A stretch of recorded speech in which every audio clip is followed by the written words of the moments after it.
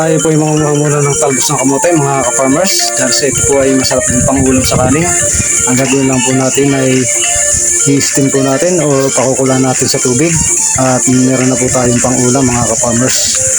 Yan po, tayo nga po ay nangunguha rito. Yan, kung mapapansin po nyo, marami pong talbos ng kamote.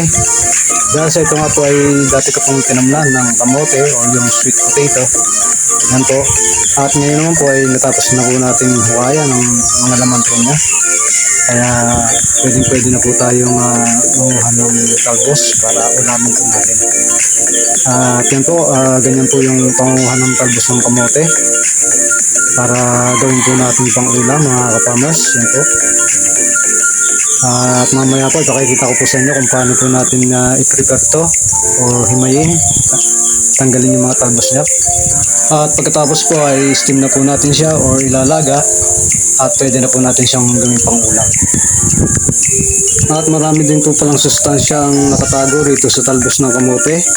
At ganoon din, hitik din po pala ito sa mga bitamina na kailangan po ng ating katawan sa araw-araw mga ka-farmers. At ayon din nga po sa ilang mga kilalang doktor na nag-aral at nanaliksik tungkol po rito sa talbos ng kamote, ay pwede rin din nga po natin itong kainin o iulam sa kanin araw-araw. At yun nga po, sa puntong ito ay nagsimula na nga po tayong i-prepare ang ating pong talbos ng kamote na pinanguha kanina.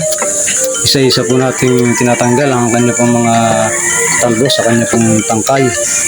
At ang ilang mga dahong mura ay sinasama din po natin para mamaya nga po ay pakulaan po natin o i-steam po natin at gawin nga po natin pang ulam. At napakasarap nga po pala nito mga ka-farmers, lalo na sa bagoong na may kalamansi. Yan po ay match na match po ito pong talbos ng kamote.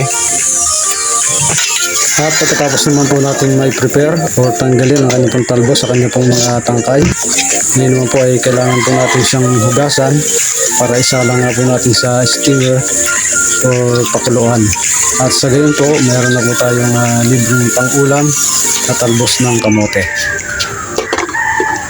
At yun po mga farmers, hanggang dito na lang po muna ulit tayo. At maraming salamat po sa inyong pong patuloy na panonood. God bless po sa inyong lahat.